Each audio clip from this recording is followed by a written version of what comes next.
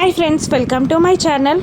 మధు అక్కడ నీళ్ళ ముందు నిలబడి వంశీ చెప్పిన మాటలన్నీ గుర్తు తెచ్చుకుంటూ ఉంటుంది. మీ జగదాత్రి వదిన కేస్ వాపస్ తీసుకోకపోతే నీకు విడాకులు ఇస్తాను, వేరే అమ్మాయిని పెళ్లి చేసుకుంటాను అన్న వంశీ మాటలు గుర్తు తెచ్చుకొని అక్కడ నీళ్ళలోకి దూకడానికి రెడీగా ఉంటుంది మధు. దూరం నుండి జగదాత్రి కేదార్లు అదంతా చూస్తూనే ఉంటారు. మధు సడన్గా నీళ్ళలోకి దూకడం చూసిన జగదాత్రి కేదార్లు మధు అని అరుచుకుంటూ అక్కడికి వెళ్తారు. కేదార్ నీళ్ళలోకి దూకి మధుని గట్టిగా పట్టుకొని ఒడ్డుకి తీసుకొస్తారు. ఇక జగదాత్రి, కేదార్, కౌశికి, కాచి, నిషిక, యువరాజ్ అందరూ కలిసి మధు చుట్టూ చేరతారు. ఇక కేదార్ మధు కడుపులో నుండి వాటర్ బయటికి రావడానికి కడుపుని ఒత్తుతూ ఉంటాడు. ఇక జగదాత్రి చేతులని రబ్ చేస్తూ ఉంటుంది.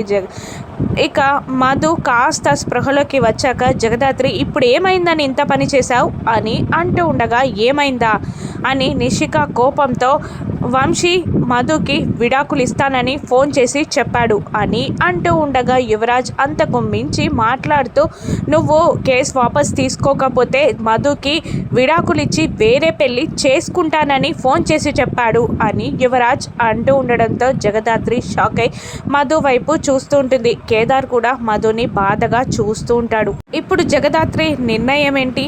వంశీకి బుద్ధొచ్చేలా జగదాత్రి చేస్తుందా, కేసు వాపస్ తీసుకుంటుందా? రాను ఎపిసోడ్స్లో చూద్దాం. Thank you for